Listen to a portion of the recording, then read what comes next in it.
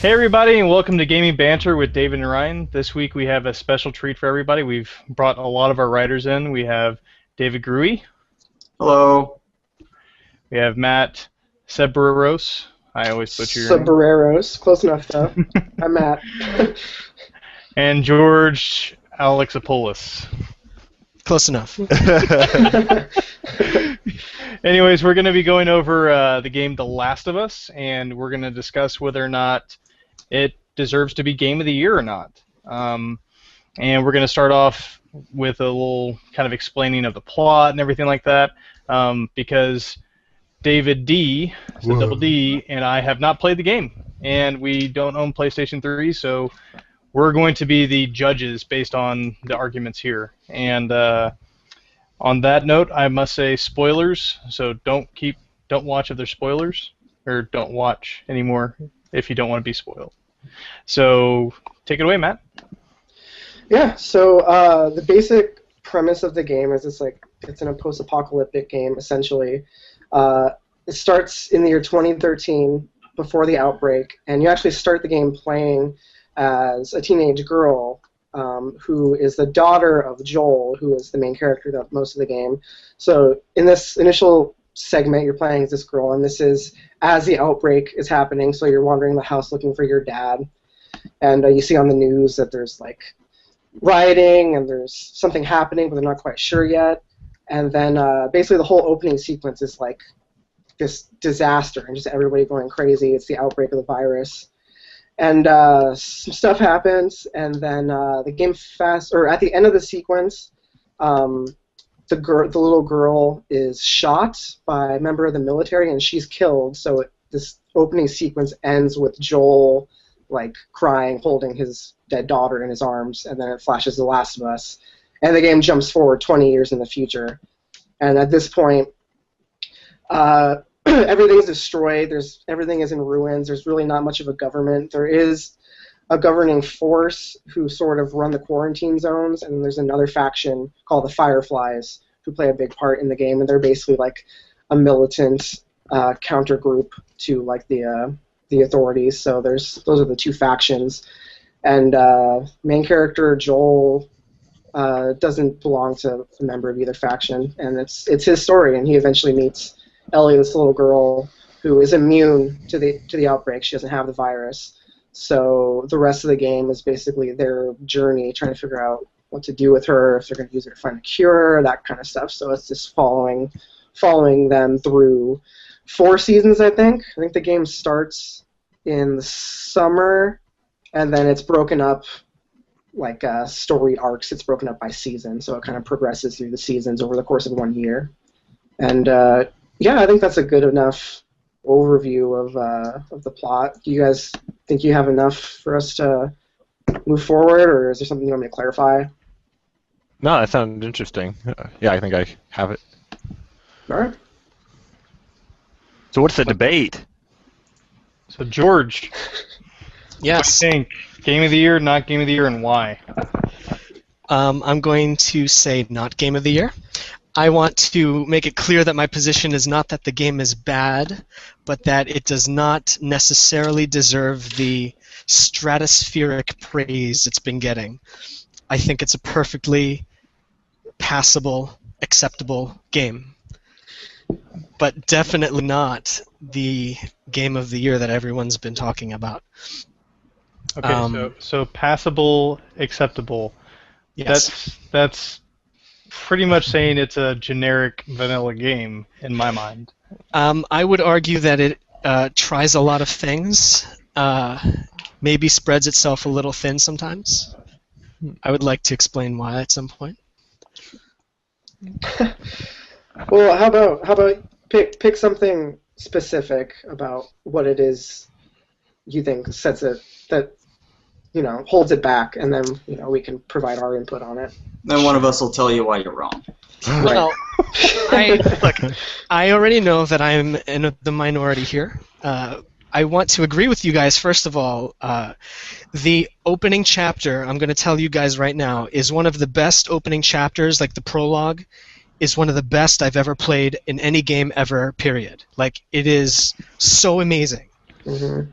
and it sets the watermark so high that I guess my expectations were raised too high that the rest of the game didn't even come close to that level of detail, of excellence, of emotional impact for me.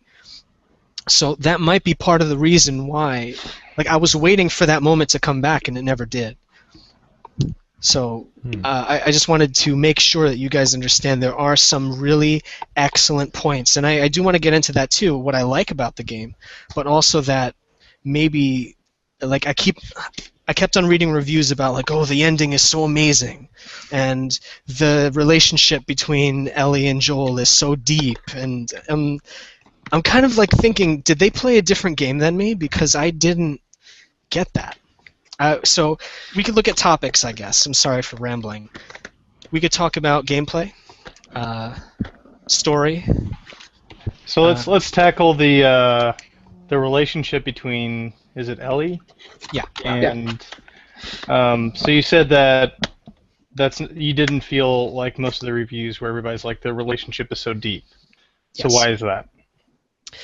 Well, all right. So I guess based on the reviews that I read prior to the game coming out, they were talking about how they have great conversations, these two characters, and they really develop like a father-daughter relationship together, and they really bond over the course of the game.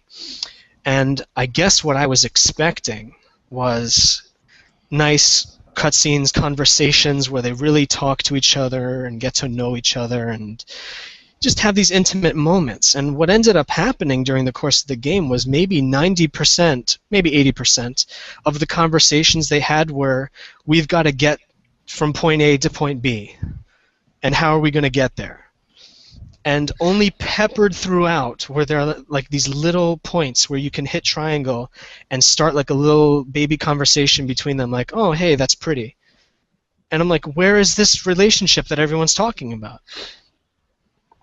Now, I'm sure you guys can rip me apart on that. Let's go ahead. Well, so do you want to go ahead. first, David? Okay, I'll go first. Okay. No. Okay, so you mentioned how there are opportunities in the story where you can hit triangle and you can start, a conversation with Ellie. I don't know if you weren't looking hard enough, because those came up constantly in the game. She would make observations about the environment. She would tell stories. I felt like I was really immersed in this world because Ellie would point out something and she would tell some story from her past. And usually, early on in the game, Joel was just kind of like, yeah, whatever, and they keep going. And as the game went on, they started to build more of a rapport, and they do start to develop that relationship. But I don't think at all that the game is just, we need to get here, we need to get there without dying. I thought there was a ton of stuff in the game where just them bantering back and forth. I mean, there's a lot of just like wandering from place to place in that game, and I've found plenty of opportunity for the two of them to converse. I don't know. What do you think, David? Well, first of all, I want to agree a little bit. There's a lot in the first part of the game where Ellie will find something and you'll talk to her, like she'll find an old arcade cabinet and she'll talk about how her friend was describing the game to her, and she would be really excited about it. And me, as the player, I want to talk to her about this because I'm excited about it. And Joel's like, oh, we need to move on. This is a waste of time. Yeah. He's kind of a dick. So he doesn't care. Yeah, that kind of annoyed me as the player for the first part, but I understood it because that's a Joel. And then there's a turning point with that later on during winter, after Ellie has been kidnapped and has been chased around by this crazy guy, and it's just a really bad situation. And after she murders him with a knife, and then Joel comes rushing in and grabs her and says, stop, you don't, he's dead. And after that point, their relationship sort of flipped. Because at the beginning, they both kind of hate each other, it's just a job. And then, Ellie starts kind of trying to form a relationship with Joel, but Joel will have nothing of it. But then after that, it flips. Joel kind of does become the father character. You can tell he does really, care for her. And where she's, been through this horrible traumatic event, and she's a little more standoffish now. And then they kind of grow together after that. That was cool, and this is ultimate spoilers now. The context Oh, yeah. of that is that right before this section of the story happened was we thought Joel died. So he gets impaled, like he falls on a pipe or something, and it goes right through his stomach. And we're sure, and the game just goes right on, and now Ellie's the main character. At that point, I was like, oh, now this is a game. This is different. I didn't expect this. So it turns out, no, Joel's not dead. He's actually just been super sick for the past 2 months, which kind of shook my suspension of disbelief a little bit, because, you got a thing through your stomach, and all she needs is antibiotics. That was pushing it a little bit for me. But it's a game. I'll accept it. I'm guessing because hospitals are shut down during it's a apocalyptic situation, but he's fine with there was no way he survived that, but it's a game. I'm alright with it, I guess. So, can we get some clarification on the injuries that he encountered? Because personally, I love the idea of killing off main characters, but that's because I'm kind of sick and I watch Game of Thrones. But yeah, so they were. I forget where they were, but they were just trying to escape from the place. They were in the university. Right. Yeah, they were. Yeah, and they were trying to escape. Yeah. Yeah, they were on a walkway. Yeah, they were at the University of Colorado or something like that. Yeah. And they were trying to escape, and Joel fell off of like a balcony or railing or something, and he fell. And when he fell, there was a pipe in the ground, and it went through like his abdomen. And finding a random guy. Yeah, they were fighting, and they went over the top, and so it went through his abdomen, and then it jumped to Winter, and so Ellie got him off of it, and then the rest of the chapter you're trying to like you're playing as Joel still, but he can barely walk. Oh and yeah, that was so shaking. cool. Yeah, so that was really good. And then you escape, you get on the horse, and then you ride off, and then it jumps to the next season, and you're playing as Ellie. There's no Joel. You have no idea what happened. And they sort of like gradually ease you into the notion, oh, Joel is here, because she mentions that she's looking for medicine, and you go, oh, okay, so she must be looking for medicine for Joel. But we have no idea if it went straight through a part of his stomach where it didn't hit any vital organs, and she did bandage him up. He was feverish because he was it was infected. So it's a little bit hard to suspend my disbelief, but it didn't take me out of it. I can see how he would survive. Yeah, it's a video game. He probably would have died in real life, but still. Okay, show of hands. Would he have died or not? That's what I want to know. In real life? Yeah, in your opinion, would he have died? He probably should have died, but I could see how he would live if it missed all the vital organs. Yeah, chances of that happening are probably pretty slim, but there's a narrative reason why that had to happen and why he had to stay alive. Like, the whole thesis of the game is he gets his daughter back and he becomes a father again. He gets his humanity back at the end. He had to survive that. But I was actually disappointed that he survived. Yeah. You say that every time you hear someone survive. So. Well, I'm just kidding. it would have been all right how cool would it have been with all the media and everything, and like Joel's the main character? How cool would it have been to have that surprise? No, he actually dies like 2/3 of the way through, and Ellie's the main character now. That would have been so cool. But I understand why he had to live. I'm a big fan of that kind of stuff, just because you from beginning to end you don't worry about what's going to happen to you. You know there's a very flatline narrative that games have and a lot of movies have that you can expect, and that's why I like Game of Thrones and things like that, because you don't know who's going to die and what. You're like, oh no, the main character's in a bad situation, and I don't know if by the end of this episode if I'll never see that character again. Like, you can't just be like, but I'm sure it looks bad, he's in some lion's den trap, but he'll be fine by the end of it. So it does impress you. It gets you ready for a game you can't predict all of a sudden. Yeah. And then he miraculously comes back to life. I think the fact that the game did that in the first place, they took a huge risk, because how often have you played a game where it's not like an RPG with a party system. You have multiple characters where halfway through the game, your world is flipped around and you think the main character is dead and you're now in control of another player. Like, you play as Ellie. She jumps on dudes' backs and, like, stabs them in the neck. And, like, she plays like a teenage girl. It's not like Joel, who just, like, mutilates people with blunt weapons. She, you know, sneaks up on people, jumps on their back, and they thrash around. Like, how can you think of another game that would take a risk like that? I mean, you play as Ellie for a good chunk. I'm not saying there aren't examples, but still, I thought that was a pretty ballsy move on their part. It was. It was. It was definitely was. Another game that kind of does this, there's a part towards the end of BioShock 2 where you take control of a different character, and I really like that part too. I don't want to spoil every game out there, but BioShock 2 does that. I'll probably play that, so don't spoil BioShock. If we're discussing the story of Last of Us, we also got to talk about the ending sequences. Yeah. So, I mean, what's another big point, anyone, that you thought kind of separated the game from other games? So, I mean, we have the whole entire relationship with Ellie, and then the death scene, everything like that. So we've kind of seen like two major points for the like pro and con. But like, what's something else that kind of defined the game as a winner or loser, like game of the year? Well, that's a really good segue into the ending, actually.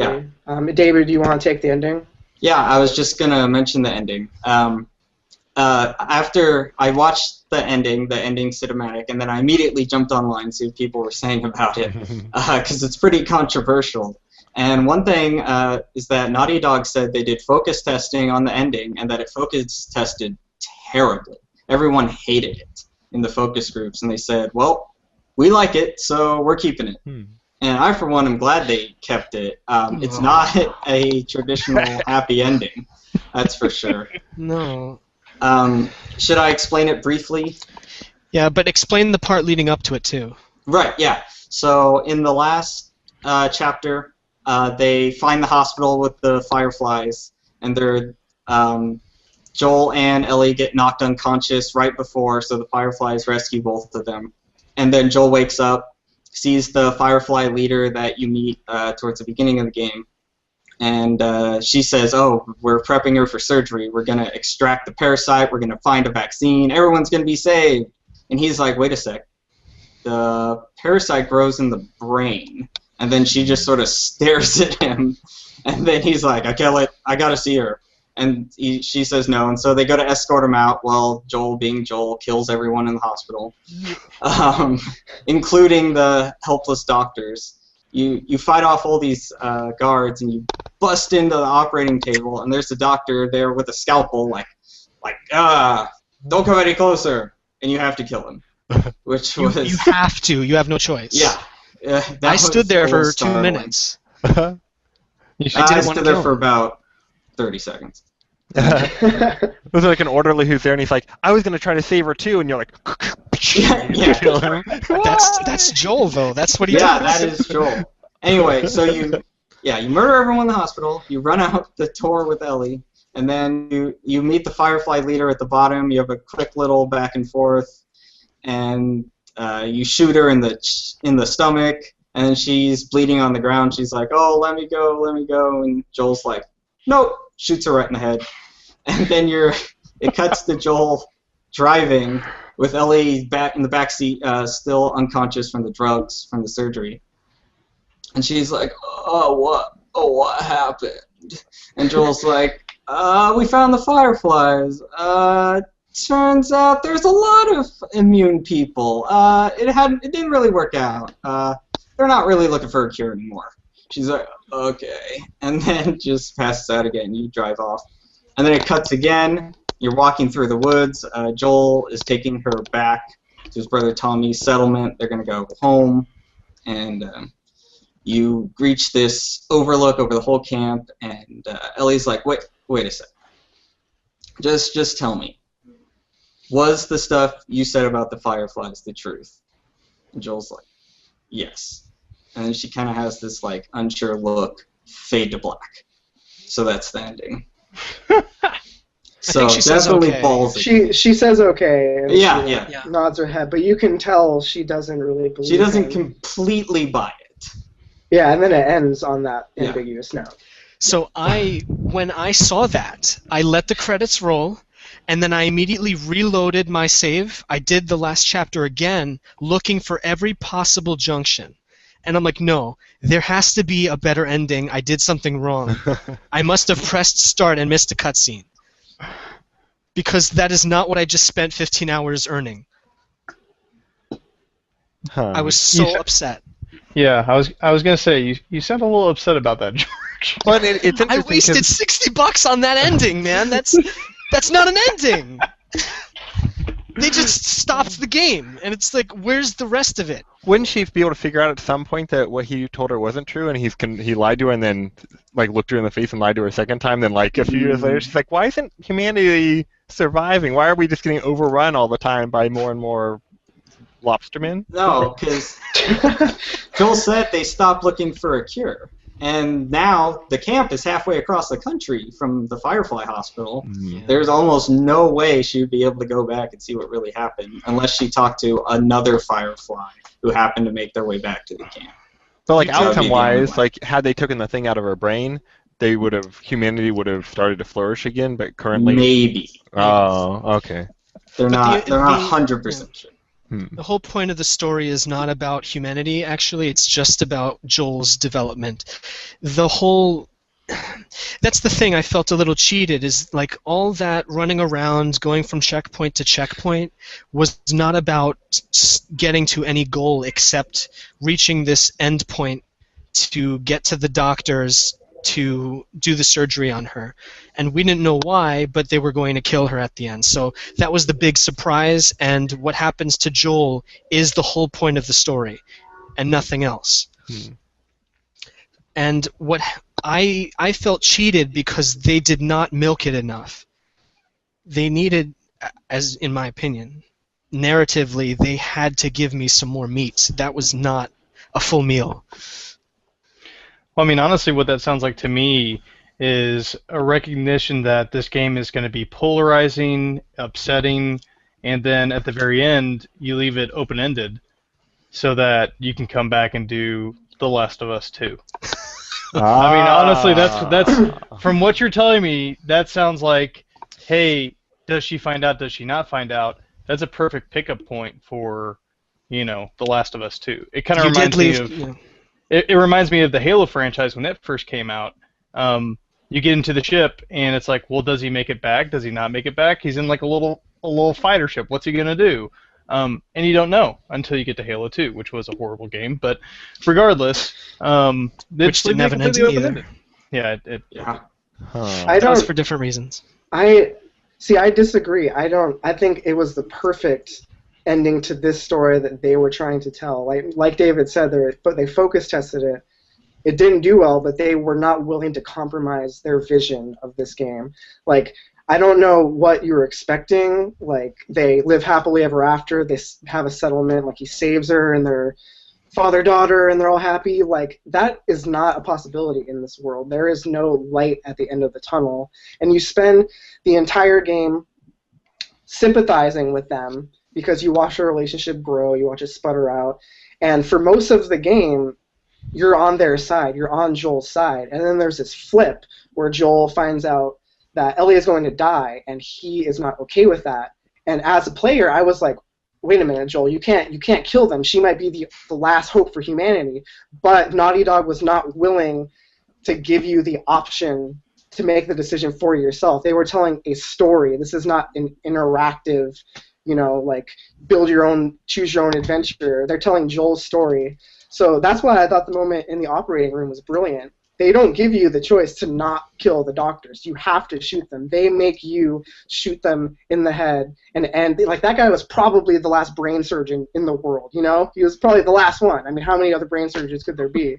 So he might have single-handedly ruined humanity's chances for, surviving. Yeah. And as a player, I'm like, Joel, I can't believe I'm doing this. And the reaction I had to it was just so visceral. And for it to end on that ambiguous note, and for it to be like, who knows what happens? Who knows if they can trust each other after that? We have no idea. I don't think that is open-ended. I just think that they want it to be ambiguous because they don't want to like give everything to us in a box with a Nice Knight bow and everything's happy.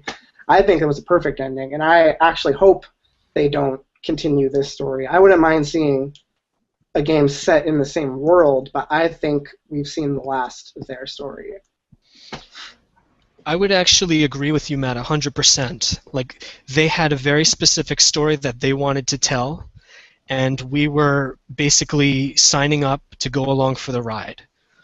And I guess most of my criticisms, and when we get into gameplay, I can talk about that too.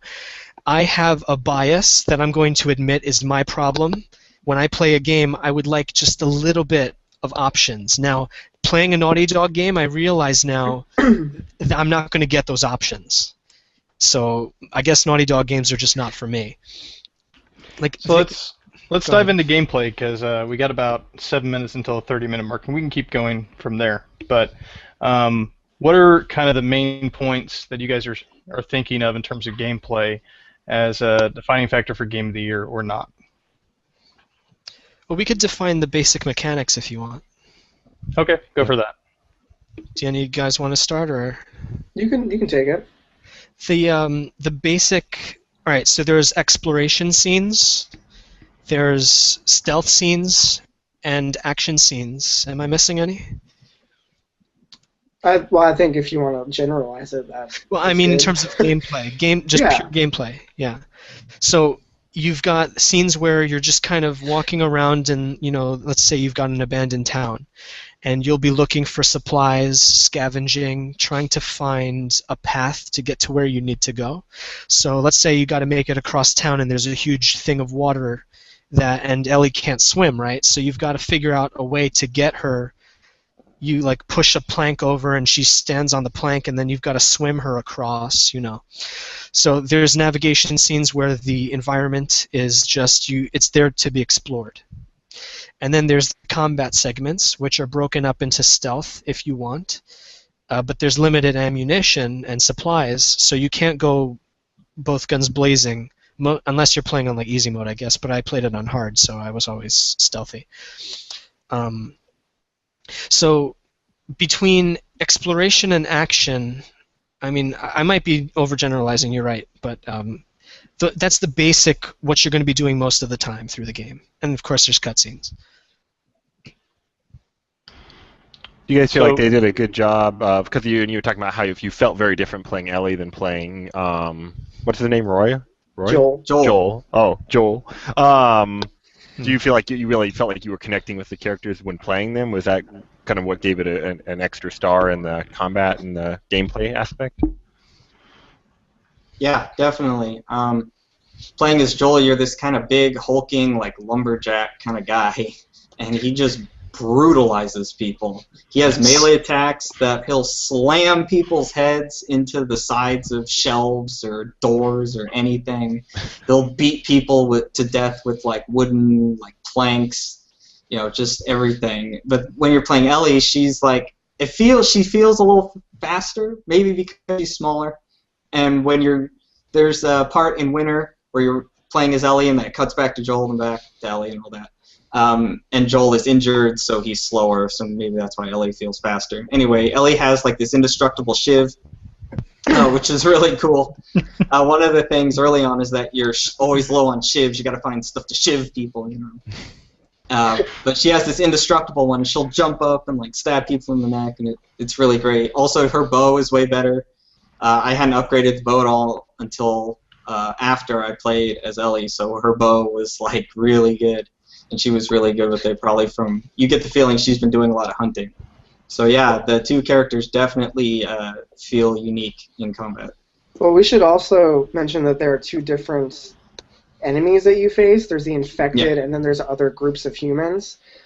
Specifically, when I was fighting other humans, I just felt like every time I killed someone, it took a toll on me because, like, the game mechanics are just so brutal and heavy. Like, you take with your bare hands, strangle people, you smash their heads into walls, and it just it felt like I was killing another human being. Like, it didn't feel like they were just mindless waves of enemies out to get me. They were other people who were just trying to survive a lot of the time. I mean, yeah, they're the bad guys and we are the good guys, But I felt like that was an aspect that a lot of games don't have, because you can kill thousands of people in Call of Duty. I don't care about any of them.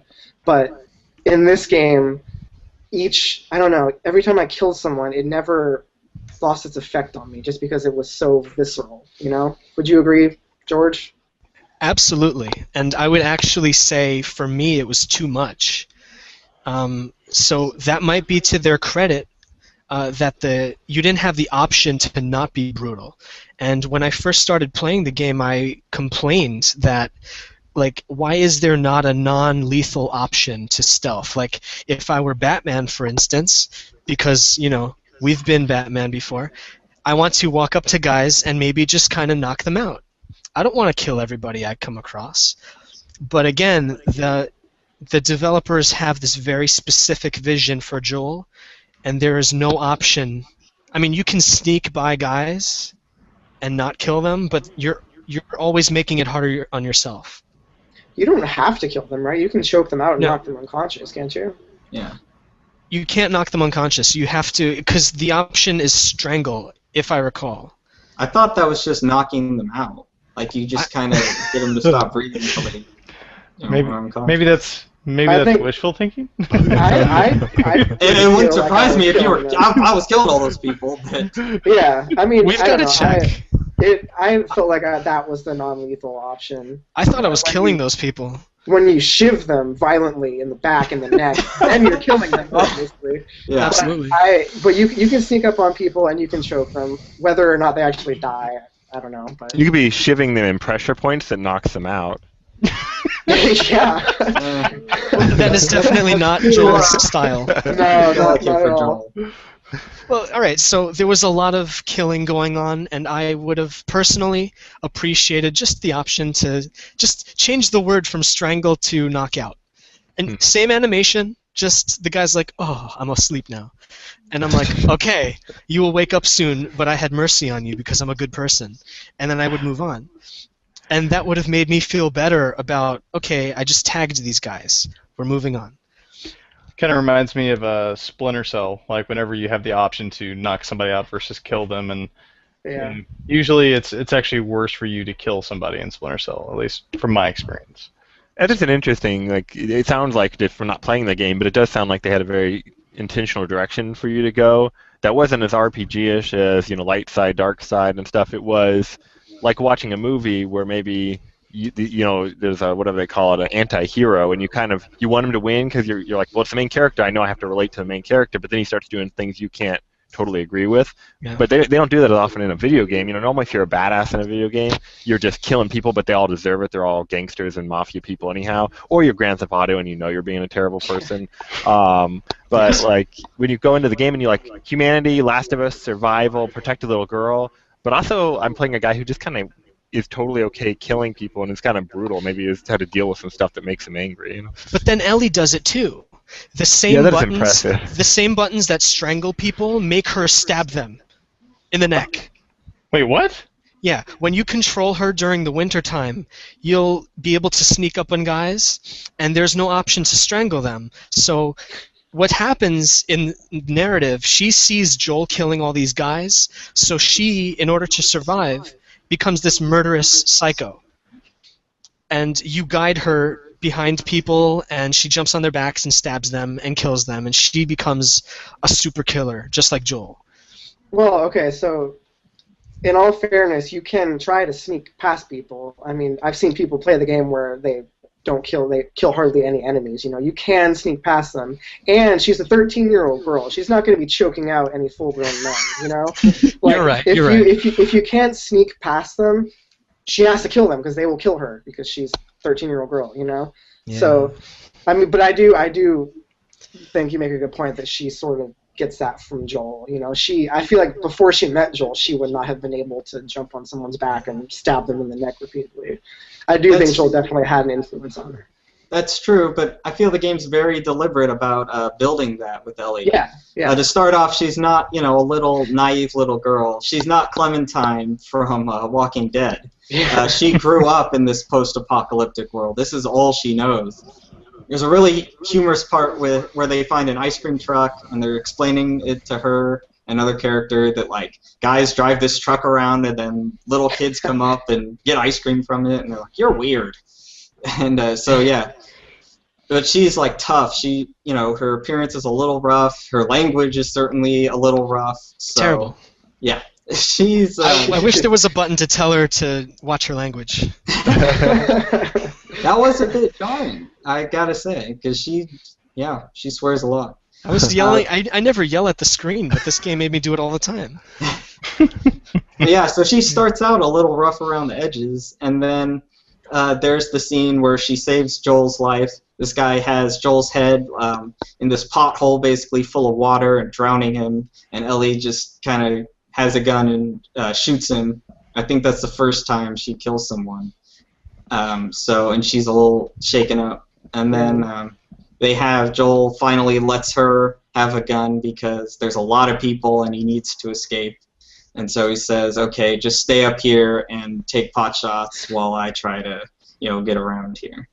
So it does try to build the fact that she can kill people.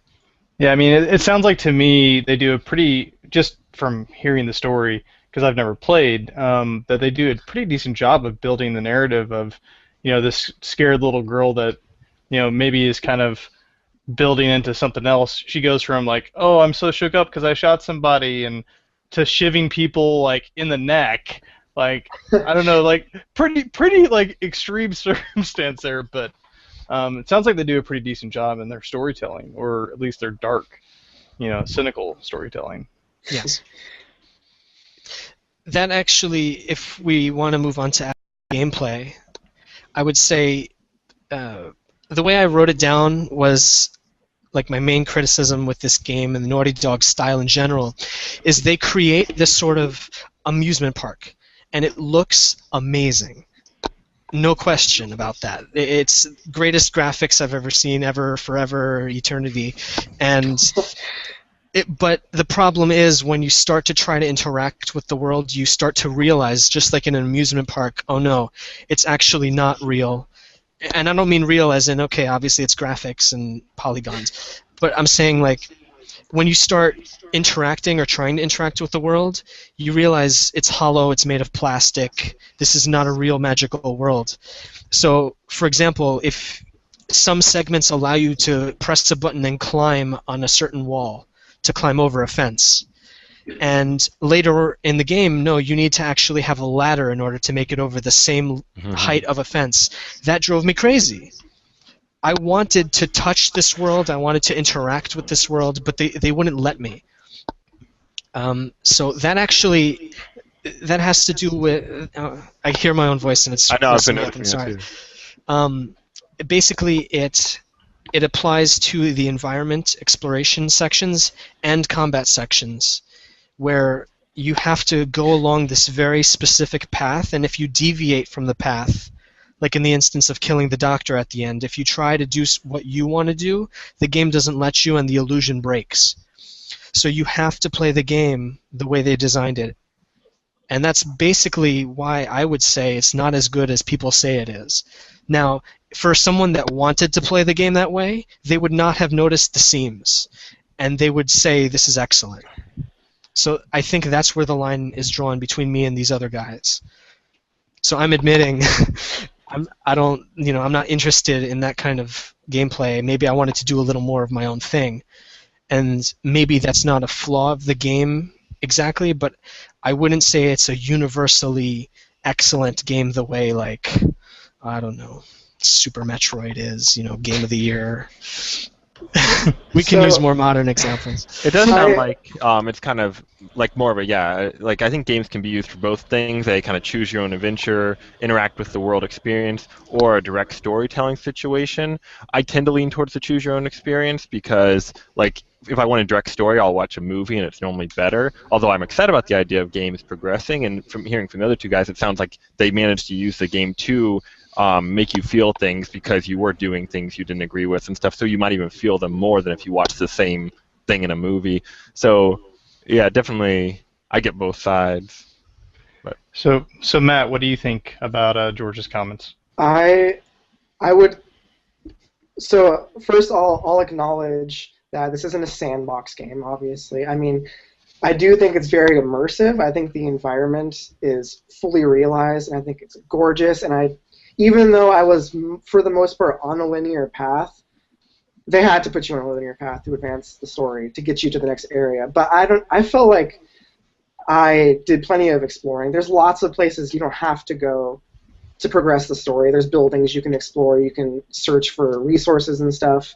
At the end of the day, it is from point A to point B. But how you get from point A to point B can differ with any player. Like, there's lots of different options for you to use. There's a crafting system in the game, so you gather materials in the environment. You can like upgrade your melee weapon so that it's more durable. You can use a crafting bench and you can upgrade your gun. So you choose how you want to play. You can be the stealthy guy who goes around with bows and arrows and chokes people. You can upgrade your shotgun and just destroy everybody. Like, it lets you play how you want to play, I felt like. Even though it's a linear progression as far as the story goes and what's open to you in the world, I felt like they allowed me to play the game how I want to play. Even though I'm playing as this character who is very brutal and I don't always agree with, they still gave me the option to go in guns blazing and kill people if I wanted to, or I can sneak around, I can shoot people with bows and arrows, I can choke them out, I can use smoke grenades. I thought there was a lot of variety in the gameplay. I don't think it's as, limited as George made it sound, I guess. What about you, Grui? Just to go off the world and the setting, this is a Naughty Dog game. It is a third-person shooter, and it can't escape that. That is its genre. So, it's not a big open-world game. But, like Matt was saying, it does have a lot of places to explore. I love exploring in games. I love huge open-world games. But I was satisfied with this. There were a few times where you go around a corner and you go, oh, there's a bunch of chest-high walls. I wonder what's going to happen. Yeah. There were a couple that's times cover. Always like that. But that's I knew I was getting myself into that, and so I think it does just so much other amazing things, especially with all the detail in all the different houses. There's one part where you're walking through a neighborhood, and there's, I don't know, maybe 8 houses. They're all different, and they all tell a little different story. And one of them, Ellie finds a diary, and she's looking through it, and she says, what, movies, boys, is that really all they had to worry about back then?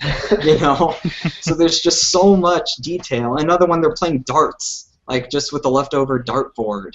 And then you see where people were packing, and then they stopped because they had to run away and stuff. There's just so much there to look at that I didn't feel like I needed a huge, breadth of area to explore. There was enough in the space I got to satisfy me. I wish there was more of that stuff. What you just described, I remember very vividly that town that you're talking about. The thing with level design in a Naughty Dog game, they use, I think they're called sightlines. I'm not sure what the official word is. But there's a game design philosophy where you want to guide the player down a line so they don't get lost, basically. And you use like hints and clues. But one of Naughty Dog's sins, in my opinion, is that they always use yellow lines. If you are ever lost and you don't know how to get out of an area, you always look for the yellow. And that will tell you, climb on this platform, you have to go over here, this yellow thing is it's like a big fat arrow. Once you realize it, it kind of takes away the whole, like, what I'm supposed to be looking for to get out of this area. Like, I'm thinking of a game like Metal Gear Solid 3, which also used huge rooms, essentially. Like, you're in a forest, but it's just a huge room with 1 or 2 bottlenecks at the end of it. And you have to get from one bottleneck to the other bottleneck to proceed, but you can circle around, you can take alternate paths. I love that kind of thing. I loved it when Last of Us did that. I feel like they didn't do it enough. So we're out of time, but so let's do this. We're gonna go from left to right on my screen and say Game of the Year potential or not, and one sentence as to why. And we're going to start with Gruey, since he was someone who actually played the game. All right. For me, definite Game of the Year candidate. I think the only thing that could possibly top it this year would be GTA 5. I haven't played it yet, so I don't know. But for the amazing story that they tell, for the unconventional ending at the end, and for all the little details that they put into this dark and desolate world that they created. All right, Double D, what's your thoughts as having never played it before? Not so much from a play standpoint, but it's interesting to me that if people are raving about it, it is a different style game than I would generally like. I do like a lot of choose your own adventure, like really open world type stuff. But if people are raving it, it could be Game of the Year. It could be more showing us the direction that gamers are liking to go, and that people are really excited about the storytelling ability of games, and that might be a bigger trend in the future. So maybe. I don't know enough to say whether it will be or not, but it probably, if people are saying it's going to be. All right, Matt. It is my Game of the Year. I will go a step further and say that is a candidate for my game of this console generation. I have never been affected by a game so much as this one. I thought the story was incredible. The way they told it was organic, and I thought the characters were developed perfectly. The gameplay was polished. It was a beautiful world that I was immersed in, and I was just on board start to finish. And I still think about the game all the time. I haven't let myself play it again just because I want to separate myself and relive it again when I play it for a second time. But I absolutely adore it. Definitely my Game of the Year. George? I would sum it up by using the word disappointment, but I gotta make sure you guys understand. I'm not saying that the game was bad. It is not a bad game. It was good. Very few games actually, like, I don't often beat games because I stop caring, but I beat this game. I wanted to know what happened. My disappointment comes from the reviews that were coming out. They really talked this game up, and maybe it's my own thing. I just didn't want to play as a super killer. I didn't like the linear stuff. Maybe it's just not to my taste. That's fine. I was also disappointed by myself that I bought it on day one. If I had paid maybe $30 for it, new copy of course, if I had bought a $30, like, it's a $30 game. For me, I felt like I was ripped off. I spent $60 on it, and I wished I didn't. I regretted it. But maybe I would have liked it more if I didn't spend as much, because my expectations wouldn't have been as high. I don't know. Well, I'm going to go out, and based on what you guys have said, I'd say it has potential to be Game of the Year, based on the arguments I've heard. I won't say that I'm totally sold in either direction, because it sounds like there's a tremendous amount of depth to the characters, but not a tremendous amount of depth to the environment, at least throughout the game, not necessarily, in particular parts. But I actually did get to play a little bit of it at E3 this year. We got to play one level, which lasted about half hour. So I got to experience a lot of the puzzle kind of gameplay and all that. But yeah, so I think that kind of sums us up. I think the ultimate was 2 for, 1 against, and 2 maybes. So I wouldn't say that either of us were convinced. It's got me intrigued enough to want to start playing it. But that's going to be it for us this week. We're a little over time, but thanks for joining us, everybody, and we look forward to seeing you next week. Bye. Hey, thanks for joining us today. I hope you enjoyed it. Yeah, and feel free to take a look at our website, www.ultimategamedb.com, and subscribe to our channel. We would love to see you there. And definitely also check us out on Facebook and Twitter. If you like us or follow us, you'll be able to see when we're posting new shows and also a lot of articles. The Ultimate Game Database posts a lot of stuff on what games are coming out that week, how the consoles are doing on the console wars, a lot of fascinating stuff.